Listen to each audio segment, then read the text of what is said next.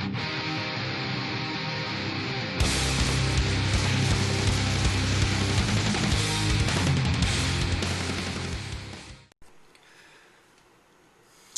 going on, MMA fans? I'm back to do my WEC 42 Torres versus Bulls predictions, taking place August 9th from the Hard Rock in Las Vegas. Should be a good night of fights. Of course, this will be on Versus. The main card looks very, very good. There's a good fight on here as far as a chess match, and I'll get into that here in just a few minutes. But I'm going to work my way from the bottom of the main card over to the top like I normally do. First fight of the night, Takeo Mizugaki taking on Jeff Curran. Mizugaki trading out of the Shooting Gym Akai. He is a very, very good striker. Has many, many tools in his arsenal on the feet. Good clinch. When he can overwhelm opponents, he likes to use that. Dirty boxing, throwing knees in the clinch up against the cage. He's got a decent ground game, good submission defense, good submissions. He's taking on Jeff Curran, who is a Brazilian Jiu-Jitsu black belt. Very, very good top game. Primarily, that's where his Jiu-Jitsu is the most dangerous. He's got good boxing skills, good wrestler.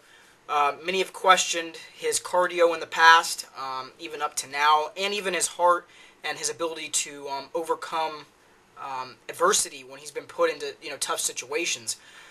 In this fight, I think that Curran probably will get some takedowns and be able to get Mizugaki down to the ground. While Curran can last on the feet, and trade with Mizugaki, he's going to try to look to take this down, I think.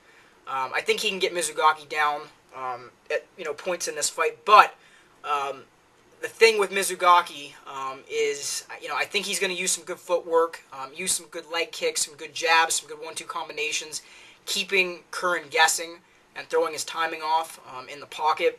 Curran has had some problems with that in his fights in the past. Benavidez was able to do it to him. I think Mizugaki will catch Jeff Curran on the feet. I'm going to say mid-second round and finish him on the ground with a TKO, so that's my pick. All right, next fight. This should be the interesting chess match. Ricardo Lamas taking on Danny Castillo. Ricardo Lamas, training out of Team Top Notch, solid wrestler, decorated wrestler, purple belt in Brazilian Jiu-Jitsu, good boxing skills, good top game. Looked very, very good against Bart Palashevsky. Was able to employ a good game plan of getting him down consistently. Did get cracked a couple times in some of the combinations, but you can see that Lamas has some pretty big power in his hands.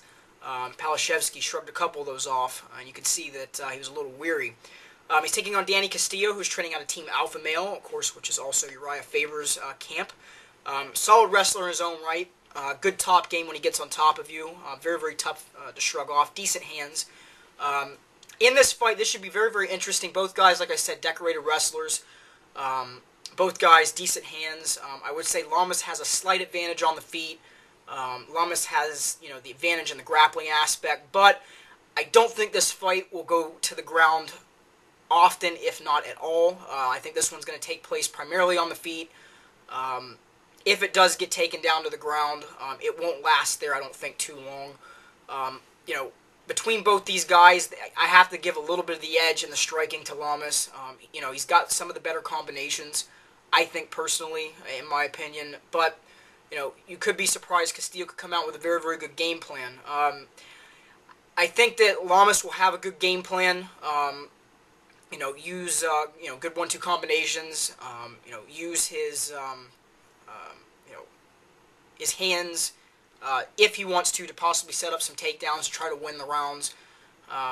Castillo has shown some deficiencies in his game. He showed some deficiencies against Donald Cerrone, and even trying to get Cerrone down to the ground and even striking with Cerrone.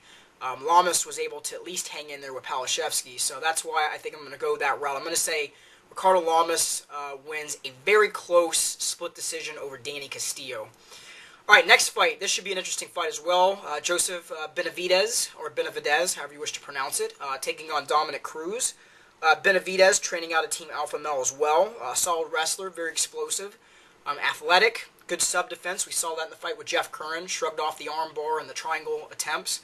Has really improved with his hands. We saw that again in, like I just mentioned, the Jeff Curran fight. He's able to drop Jeff Curran early in the first round against him. He's taking on Dominic Cruz, who's training out of Alliance MMA. Very, very good striker, good leg kicks, good body kicks. He's very, very quick, very, very athletic, has very, very good cardio.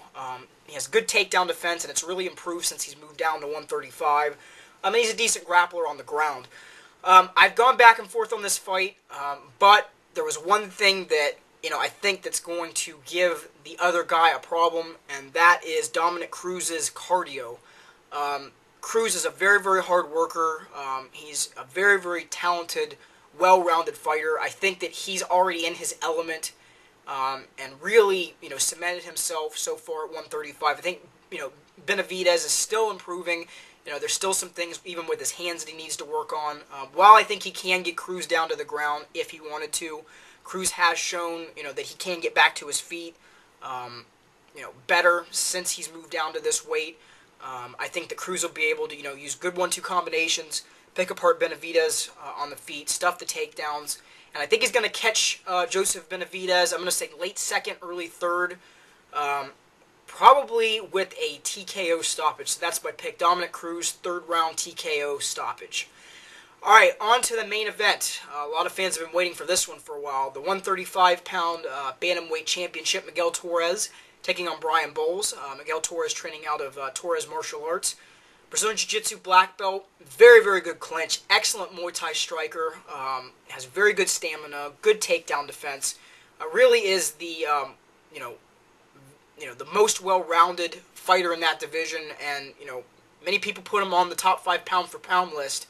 And I think he does deserve to be there based upon his resume. He's taking on Brian Bowles, who's training out a hardcore gym.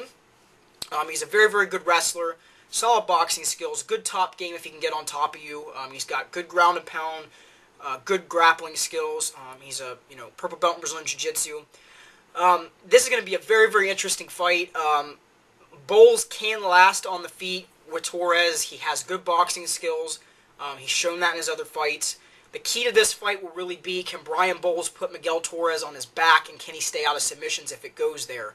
If Torres is able to come out, stuff the takedowns, or even if he gets taken down, get back to his feet, and exchange on the feet, put Bowles in the clinch, throw some knees, wear Bowles down, I think that Torres will be able to pull this fight off, and that's actually what I'm going to pick.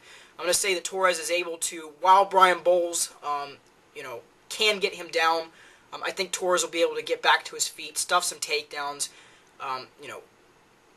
get some damage on Brian Bowles on the feet, in the pocket, in the exchanges, have good 1-2 combination, good leg kicks, and I think that Miguel Torres will stop Brian Bowles late third, early fourth with a TKO stoppage. So that is my pick for Miguel Torres to retain the 135-pound bantamweight championship. So those are my picks. Let me know what you think. Leave me some comments, constructive, negative, positive.